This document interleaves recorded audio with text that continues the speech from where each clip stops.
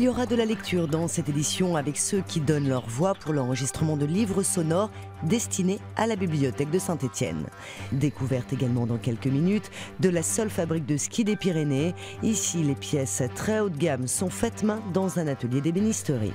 Pour commencer l'appel aux dons de l'établissement français du sang, en ce début d'année, les stocks sont en baisse, comme ici à Nîmes. Avec les fêtes, les départs en vacances et les épidémies de grippe et de gastro-entérite, le début d'année n'est pas une période faste pour le don du sang. Alors que les besoins des malades sont toujours aussi importants, les donneurs sont plus rares à faire l'effort de pousser la porte du centre de prélèvement. C'est un effort, oui et non. Moi, je me dis que c'est quelque chose de normal à faire. J'étais en vacances, disponible, donc voilà, pourquoi pas venir donner son sang. Avant, je ne donnais jamais mon sang. Et depuis que ma fille a été atteinte d'une leucémie, j'ai pris conscience de l'importance de ce don de sang. Aujourd'hui, au plan national, les stocks de produits sanguins atteignent 10 jours au lieu des 15 nécessaires. Un déficit qui provient en partie du manque de régularité des dons tout au long de l'année. À Nîmes, l'établissement français du sang a élargi ses horaires matinaux de collecte et réfléchit à d'autres pistes pour atteindre les 15% de produits sanguins supplémentaires dont il aura besoin en 2018. Il est évident qu'une attente d'organisation au niveau de la ville de Nîmes de collecte fixe en plus grand nombre pourrait être potentiellement intéressante pour augmenter nos ressources. Mais le site de Nîmes n'est pas très loin du centre de Nîmes, le site EFS. Je pense qu'effectivement, cette résolution de faire partie de cette communauté de donneurs, c'est vraiment une résolution importante pour pouvoir soigner nos malades. Chaque année en France, le don du sang permet de soigner 1 million de malades. Des skis made in Pyrénées fait main et très haut de gamme. Ces pièces à la fois esthétiques et techniques sont produites dans un atelier d'ébénisterie sous la marque Villacampa. Il s'agit de la seule et unique fabrique de skis du massif pyrénéen. Un atelier d'ébénisterie dans le Nord Béarn.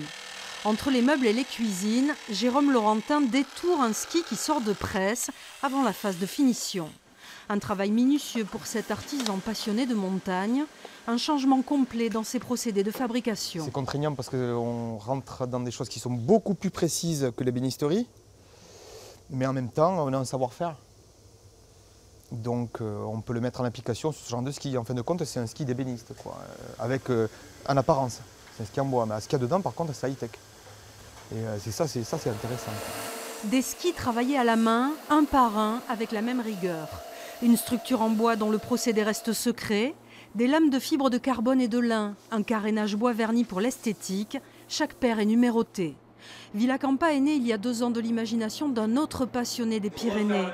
Un hommage à Félix Villacamp, créateur d'une marque née dans les années 20 à Coiraz et disparue en 2001.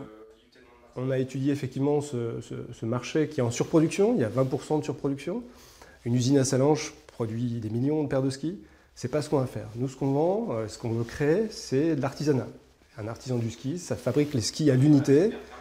Chaque paire de skis sort de presse, vous l'avez vu tout à l'heure, je pense, à l'unité. C'est-à-dire que derrière, il y a une personne identifiée, c'est pas un robot qui va travailler le ski. Donc, il y a 200 marques de ski, il y a une surproduction, mais il y a de la place pour un marché de niche, effectivement, un ski haut de gamme et pyrénéen.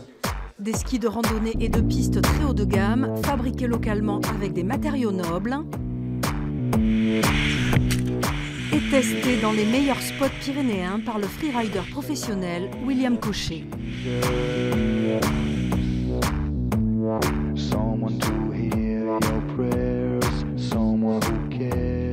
Des très beaux skis, des très bons skis. Après, c'est une approche différente, tout simplement. Aujourd'hui, on est dans un ski fabriqué de manière locale, qui est biosourcé. Voilà, c'est une autre manière de faire que la grande distribution. Mais on reste dans des skis habilités qui sont équivalentes à des grandes marques qu'on ne citera pas, qui sont près de Chamonix, par exemple. Une gamme surtout spécialisée dans la randonnée. À ce jour, Villacampa est la seule marque de ski entièrement fabriquée dans les Pyrénées. Chaud bouillant. La mairie de Rochefort a besoin de 13 millions d'euros pour la restauration de la maison et des collections de Pierre Loti. Un appel à souscription a été lancé. 50 000 euros vont être nécessaires dans un premier temps pour remettre en état les armes en provenance du Moyen-Orient, mais aussi différents objets ramenés par l'écrivain voyageur. Comme c'est une maison d'écrivains, en fait, tout a une importance. Du porte-plume jusqu'à la plus belle des armes ottomane qui va revenir restaurer.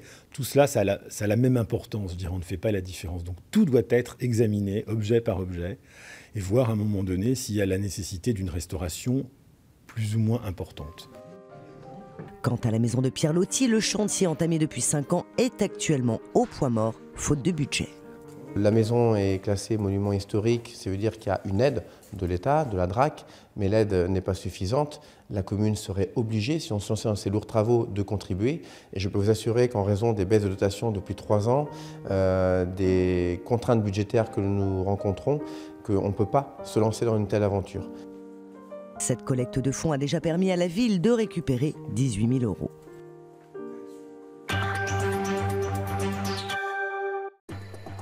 Enfin, avis aux amoureux de la lecture, la Bibliothèque sonore de Saint-Étienne dans la Loire recherche des donneurs de voix bénévoles. Grâce à eux, ceux qui ne peuvent plus lire ont quand même accès aux livres. De courts immeubles crapoteux succédaient à des pavillons modestes. Au premier abord, on ne voyait qu'une vaste cour de bitume. Non, Annie ne fait pas que lire toute seule dans son coin. Elle enregistre un extrait de Camping-Car, un roman de Sophie Brocas. Depuis 6 ans, cette bénévole donne sa voix pour la création de livres sonores, près de 4 par an, destinés à l'audiolecture pour personnes empêchées de lire. J'aime beaucoup lire, donc je me suis dit qu'autant joindre l'utile à l'agréable. Donc voilà, j'enregistre des livres que je peux avoir choisis et qui ne sont pas déjà sur le site, ou alors à la demande d'audiolecteurs qui ont envie qu'on découvre un livre qu'ils ont choisi. Des livres, mais aussi des revues. Tout est accessible à la Bibliothèque sonore de Saint-Étienne, qui répertorie plus de 1300 ouvrages sur CD. Pour accéder à ce service gratuit, il suffit de renseigner sa situation de handicap. Aveugle, victime d'AVC, 10. L'adhérent peut se déplacer jusqu'à la bibliothèque pour choisir un livre sonore, opter pour un envoi postal ou tout simplement le télécharger en ligne parmi plus de 200 000 titres. C'est ce que fait régulièrement Jean-Claude, devenu adepte de l'audiolecture. Où l'adrénaline circule tellement vite que ça devient une charge paralysante et qu'une capitulation résignée se présente tel un fantôme devant le ring. Jusqu'à présent, j'écoutais seulement des livres qui étaient disponibles sur des sites gratuits d'Internet, mais sur lesquels il y a des droits d'auteur à respecter, donc des ouvrages qui ont toujours plus de 50 ans. J'ai fait beaucoup de découvertes grâce à la bibliothèque sonore. Et maintenant, je peux écouter Amélie Nothomb, Jean-Christophe Ruffin, etc., etc. Comme lui, ils sont 200 audiolecteurs inscrits à Saint-Étienne. Pour leur rendre service, l'association recherche régulièrement des bénévoles, qu'ils soient donneurs de voix ou donneurs de temps.